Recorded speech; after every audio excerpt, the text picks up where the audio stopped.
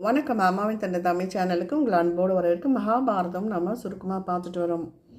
இப்போ பார்த்தீங்கன்னா துரியோதனன் மரணம் பார்த்தோம். இப்போ இரவில் எதிர்பாராத முறையில் சேனை தாக்கப்பட்டு அழிந்து போனதை பார்த்து யுதிஷ்டன் துயரம் மேலிட புலம்புறான். வெற்றி பெற்ற சமயத்தில் நம்ம படுதோல்வி அடைந்து விட்டோமே. மகாசூரனான கர்ணனுடைய தாக்குதலில் தப்பிய திரௌபதியின் புத்திரர்கள் நம்முடைய அஜாக்கிரதையால் இப்போது பூச்சிகளைப் போல மாண்டார்களே. பெரிய கடலை தாண்டியும் வியாபார கப்பல் கடலில் முடிவில் சிறு வாய்க்காலில் கவிழ்ந்து விடுவது போல நாசமடைந்தோம் என்று கதறினான். மக்கள் இழந்த திரௌபதி தாங்க முடியாத சோகத்தில் முழுங்கி கிடந்தாள். தர்மபுத்திரனும் பாபியான அஸ்வத்தாமனை வீழ்த்த யாருமே இல்லையா என கதறினாள். திரௌபதியின் சொல்லை கேட்டதும் பாண்டவர்கள் உடனே புறப்பட்டார்கள். இங்கும் அங்குமாக தேடி கங்கை நதிக்கரையில் வியாசர் பக்கத்தில் மறைவாக இருந்த அஸ்வத்தாமனை கண்டார்கள். பாண்டவர்களையும் ஜனார்த்தனையும் கண்டதும் அஸ்வத்தாமன் மெதுவாக கீழே கிடந்த ஒரு துரும்பை எடுத்து, இது பாண்டவ வம்சத்தையே முற்றிலும் அழிப்பதாக என்று மந்திரம் சொல்லி அஸ்திரத்தை விட்டார். அது சென்று உத்திரையின் கர்ப்பத்தை அடைந்தது. பாண்டவ வம்சம் அதோடு அடையாளம் இல்லாமல் அழிந்திருக்க வேண்டும். ஆனால் ஸ்ரீ கிருஷ்ணருடைய அனுகிரகத்தால் அந்த கர்ப்பத்தில் இருந்த பிண்டம் காக்கப்பட்டது. அதுவே பரிசுத்த ராஜனாக பிறந்து பாண்டவ வம்சத்துக்கு அடையாளமாக இருந்தது.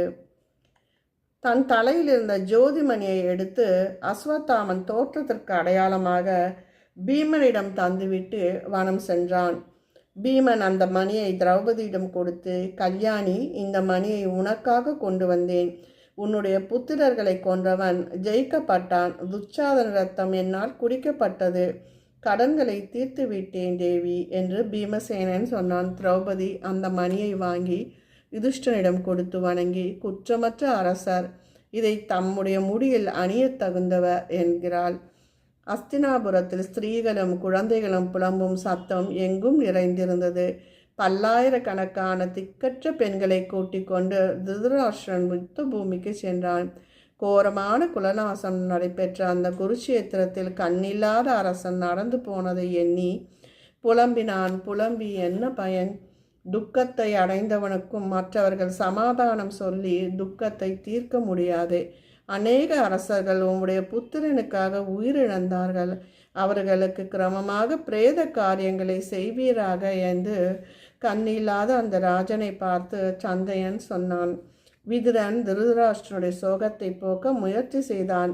யுத்தத்தில் கொல்லப்பட்டவர்களை பற்றி துக்கித்தல் தகாது. உடலை விட்டு பிரிந்த ஆத்மாக்குள் அண்ணன், தம்பி, பந்துக்கள் என்று பாஸ்பர சம்பந்தம் ஒன்றுமில்லை.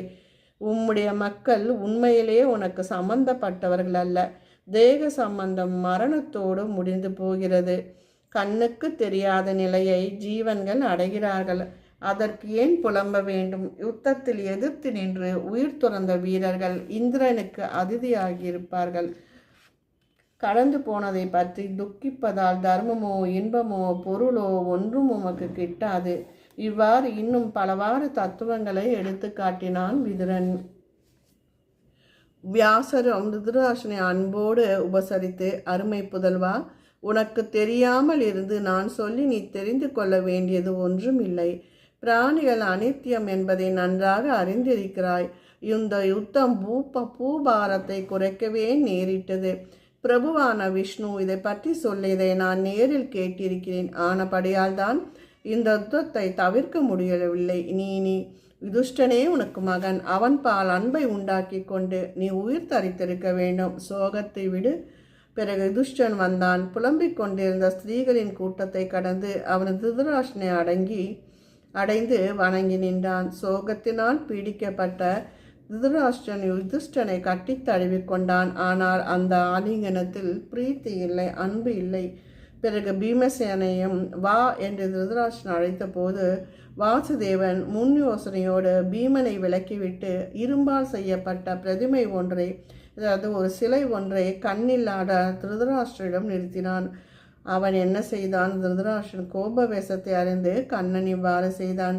கிழவன் இரும்பு மயமான அந்த பிரதிமையை பீமசேனன் என்று எண்ணி இரு கைகளாலும் தழுவிக்கொண்டு கட்டி அணைத்து கொண்டிருக்கும் போது தன் மகனை கொன்றவன் இவன் என்று தாங்க முடியாத கோபம் திடீர் என்று மேலிட்டு தன்னை அறியாமல் பிரதிமை பலமாக கட்டி அணைத்து நொறுக்கி விட்டான். உடனே ஆஹா, என் கோபம் ஏமாற்றிவிட்டது, பீமன் இறந்தானே என்று புலம்பினான். அப்போது கிருஷ்ணன் குருடனான அரசனை பார்த்து, பிரபுவே, உனது கோப வேஷம் இவ்வாறு செய்யும் என்று அறிந்து நான் அதை தவிர்த்தேன். நீ நொறுக்கி பொடியாக்கியது பீமசேனன் அல்ல, இரும்பு பிரதிமை. உன்னுடைய கோபத்தின் வேகம் பிரதிமையின் பேரில் காட்டியதோடு தீர்ந்து போகட்டும். பீமன் உயிரோடு இருக்கிறான் என்றான்.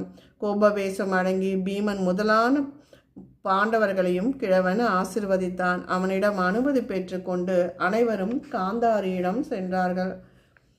அடுத்த ஒரு பதிவில் காந்தாரிக்கு வியாசர் என்ன சொன்னாருன்னு பார்க்கலாம். இந்த வீடியோ பிடிச்சிருந்தால் லைக் பண்ணுங்கள், ஷேர் பண்ணுங்கள், சப்ஸ்கிரைப் பண்ணுங்கள், கமெண்ட் பண்ணுங்கள். நன்றி, வணக்கம்.